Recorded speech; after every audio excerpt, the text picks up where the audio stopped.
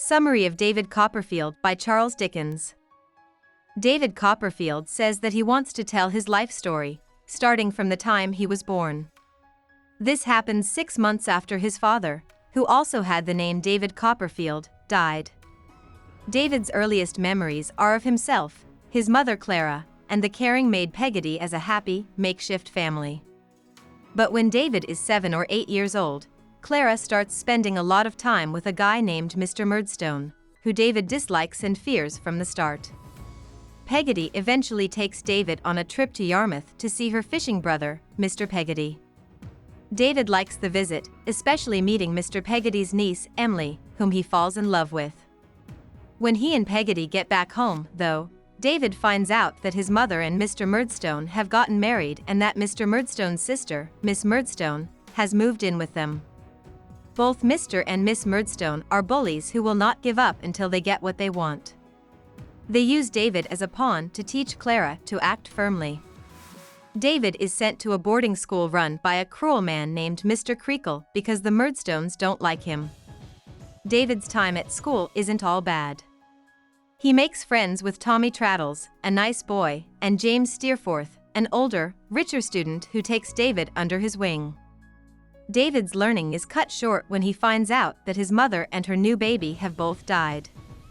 Mr. Murdstone puts David to work in a London counting house that he owns after Clara's funeral. David is unhappy and wants to keep going to school.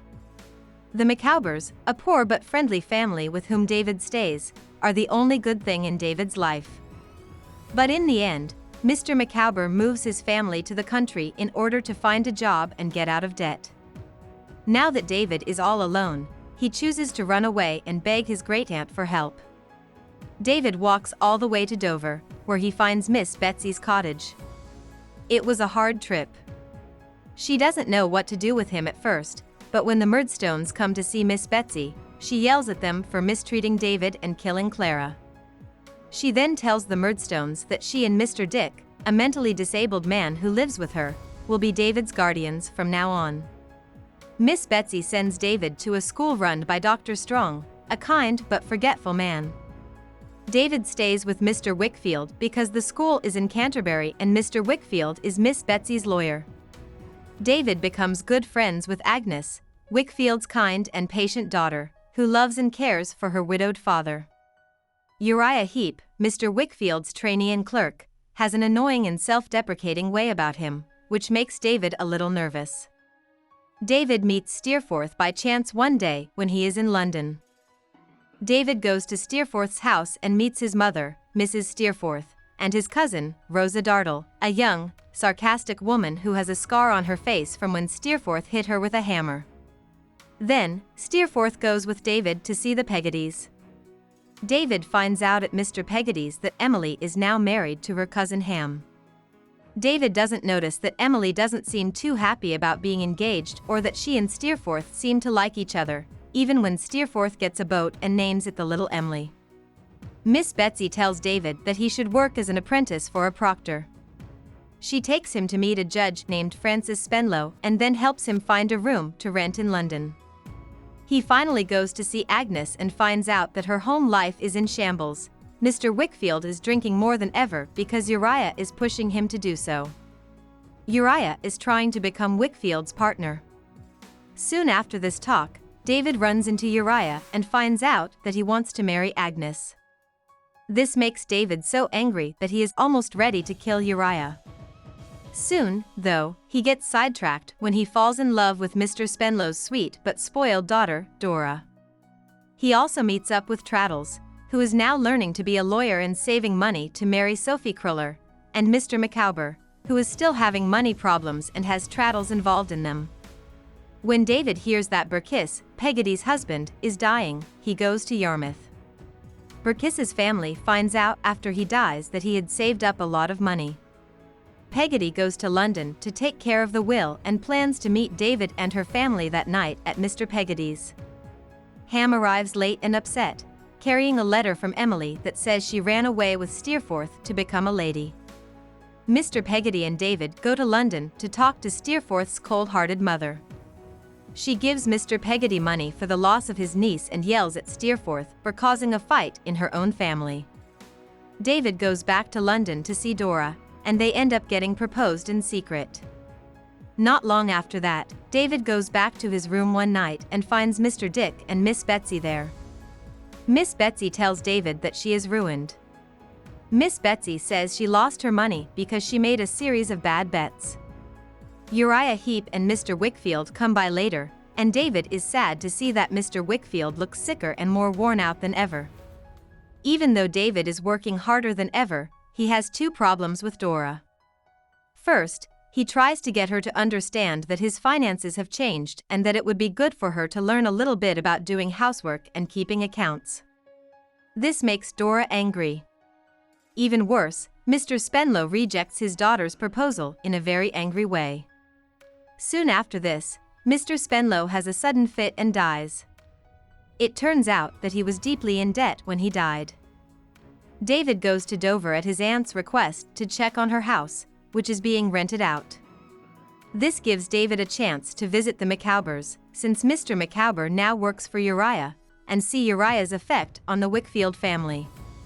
Mr. Wickfield gets angry when Uriah suggests that he might marry Agnes, but he says he can't do anything about his torturer Uriah and talks bitterly about his own flaws and weaknesses. Agnes, on the other hand, is getting sadder and more worried, but she is helpful and tells David how to court Dora. David and Traddles went to see Dora's aunts, and they agreed to let David see Dora but not get engaged to her, at least not yet. David finds out that Uriah has been up to more mischief. He has told Dr. Strong that his young wife Annie is having an affair with her cousin Jack Maldon. This misunderstanding was only cleared up years later when Mr. Dick took it upon himself to talk to Dr. and Mrs. Strong and set the record straight. Also, Mrs. Micawber writes David a letter saying that her husband has changed since he started working for Uriah. After some time, David and Dora are finally ready to get married. Even though the couple is happy together most of the time, it becomes clear over time that David wants more from Dora than she can give him. David tries to teach her how to run a home more than once, but it makes her upset, so he gives up. Dora gets pregnant in the end, but either loses the baby or gives birth to a baby that dies almost right away. The experience hurts her body, and David slowly comes to terms with the fact that his marriage will never be what he wants it to be. David also finds out from Rosa Dartle and Littimer, Steerforth's servant, that Steerforth finally got tired of Emily and tried to marry her off to Littimer, but Emily got away. David and Mr. Peggotty find Martha Endell, a fallen woman whom Emily used to help, and ask her to keep an eye out for Emily. In the end, Martha is able to help Mr. Peggotty and David find Emily. Later, Mr. Peggotty tells David that he plans to move to Australia with her to start a new life. Soon after this, David, Miss Betsy, and Traddles go to Dover for a meeting that Mr. Micawber has asked for. At this meeting are also Agnes, Uriah, and Mrs. Heep.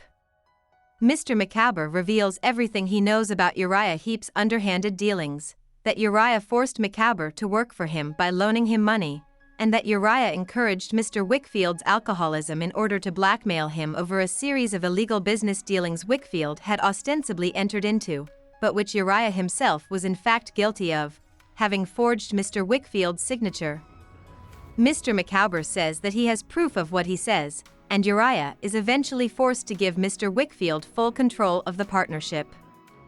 Soon, Dora dies, but David is too busy dealing with the fallout from Mr. Micawber's revelations to fully mourn her death. The Micawbers are still poor, so they have chosen to go to Australia with Mr. Peggotty, little Emily, Martha, and Mrs. Gummidge to try to make money. Before he says goodbye to them, David goes to Yarmouth to give Ham a word from Emily. As David gets to Yarmouth, a storm is coming in from the ocean, and he finds out that a ship has sunk along the coast. When David goes to the beach, he sees Ham working hard to save the people on board, but he drowns in the process. Not long after that, the body of one of the ship's guests washes up on the beach, and David realizes it's Steerforth. David spends about a year traveling around Europe to try to get better. As he does so, he slowly realizes that he loves Agnes. When David goes back to England, he and Agnes get back together as friends and finally tell each other they love each other. They get married, and the story jumps ahead 10 years to a visit from Mr. Peggotty, a farmer who has done fairly well for himself. He says that Emily did find out about Ham's death in the end, but that she is doing well in general. David ends his story by thinking about the people who are important to him, like Miss Betsy, Mr. Dick, Peggotty, and Traddles, and how they still play a part in his life. He compares this to pictures of shallow people in high society, like Jack Maldon, and to the fact that Mrs. Steerforth and Rosa Dartle are both angry at each other and have lost someone close to them.